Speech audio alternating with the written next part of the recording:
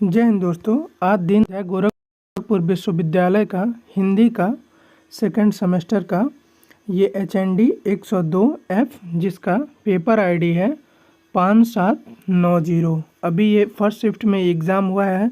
अगर आप इसका एग्ज़ाम दे के आए तो आइए देख लेते हैं इसका आंसर की। तो चलते हैं हमने पहले प्रश्न पर। तो हमारा पहला जो प्रश्न कह रहा है, ये कह रहा है कि मैथिली कोकिल के नाम से प्रसिद्ध है। तो ये है विद्यापति। पहले का दूसरा सही होगा। चलिए देखते हैं दूसरा। तो दूसरा कह रहा है केशव दास के काव्य में छंदों की विविधता का वर्णन है। तो ये है रामचंद्रिका में। दूसरे का डी होगा। तीसरा जो प्रश्न है वो ये है मीराबाई की भक्ति साधना थी। तो ये थी माधुर्य भक्ति। इसका सी सही होगा। चौथा है, तो चौथा कह रहा है कि कबीर को वाणी का डिक्टेटर किसने कहा। तो ये कहा था हजारी प्रसाद द्विवेदी ने। चौथे का पहला सही होगा। मेरे तो गिरधर गोपाल दूसरो न कोई, जाके सिरमोर मुकुट मेरो पति सोई। तो इस पंक्ति किसकी ये रचना है। तो ये मीराबाई की रचना है। पांचवें का पहला सही हो जाएगा। चलिए देखते हैं छठा। तो छठा है, कह रहा है निम्नलिखित में से कौन सा एक मुक्तक काव्य है। तो ये है बिहारी सतशई का। छठवें का ये सही हो जाएगा। आइए देखते हैं सतवां कह रहा है निम्न कथनों पर विचार कीजिए। तो इसका दोस्तों जो सही उत्तर है, इसका सही उत्तर होगा ये पहला 1, 2 और 4। शिवा को बखानो छत्रसाल पंथ किसकी है। तो ये है भूषण की। 8वें का ए सही हो जाएगा। 9वां जो हमारा प्रश्न है वो ये कह रहा है कि तुलसी कृत रामचरितमानस खंडों का सही क्रम क्या है। तो इसका सही क्रम जो है वो है बालकांड, अयोध्याकांड, आरण्यकांड और सुंदरकांड। तो इसका सी सही हो जाएगा। चलिए देखते हैं अगला प्रश्न और 10वां। अगला जो प्रश्न है कह रहा है गोरी सोवे सेज पर मुख पर डारे केस, चल खुसरो घर आपनो रैन भई चहु देश।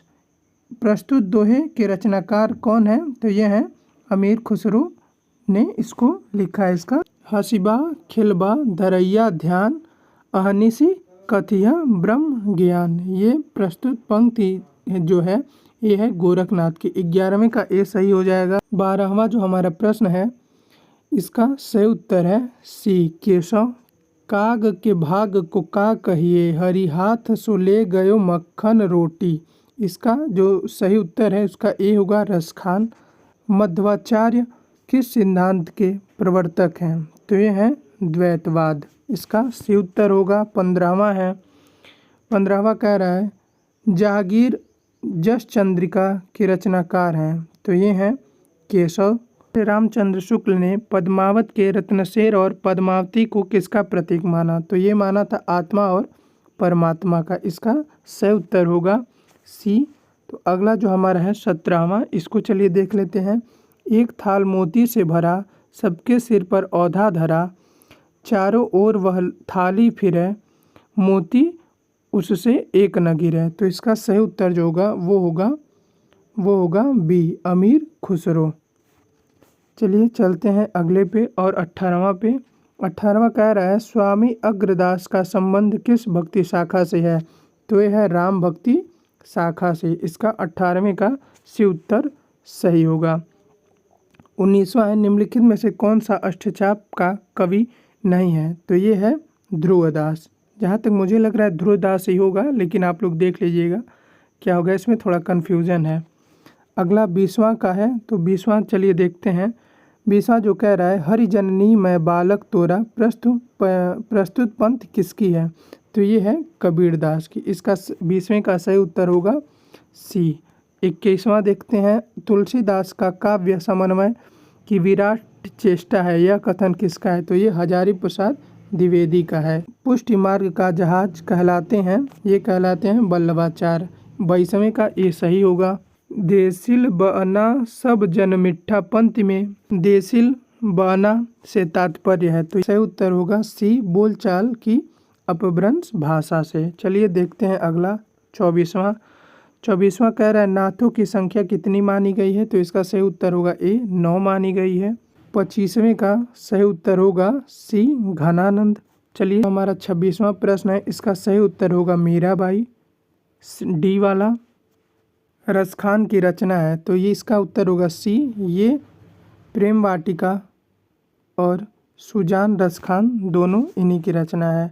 भ्रमर गीत में गोपियाँ तर्क वितर्क करती हैं, तो ये करती हैं उद्धव से। 28वें का भी उत्तर सही होगा। सूर के भ्रमर गीत की विशेषता नहीं है, तो ये है, इसका सही उत्तर होगा डी यशोदा और वात्सल्य से। पद्मावत की भाषा है, तो ये है अवधी, इसका सही उत्तर होगा बी। कबीर किसके समकालीन थे, तो ये थे सिकंदर लोदी के समकालीन, इसका सही उत्तर होगा सी। कठिन काव्य का प्रेत कहा जाता है, तो ये कहा जाता है केशवदास को, इसका सही उत्तर होगा डी। केशवदास आश्रय में रहते थे, ये रहते थे इंद्रजीत सिंह के आश्रय में, इसका सही उत्तर होगा बी। 34वां है, भाषा प्रवीण कहा जाता है, तो ये कहा जाता है पद्माकर को, इसका सही उत्तर होगा बी। भूषण का वास्तविक नाम था, तो ये था घनश्याम, इसका सही उत्तर होगा डी। मेरे तो गिरधर गोपाल दूसरों न कोई। 36वां जो है इसका सही होगा, ये कथन है मीराबाई का, इसका उत्तर होगा सी। वात्सल्य और श्रृंगार का सम्राट कहा जाता है, तो ये कहा जाता है सूरदास को, इसका सही उत्तर होगा बी। रसखान की रचना नहीं है, तो ये है केली माधुरी जो है वो रसखान की रचना नहीं है। 38वें का होगा डी। विद्यापति की पदावली का प्रधान रस है, तो ये है श्रृंगार, इसका 39वें का सही उत्तर होगा बी।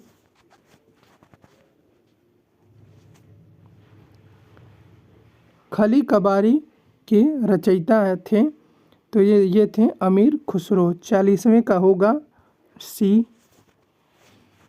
41वां जो प्रश्न है इसका सही उत्तर होगा डी घनानंद।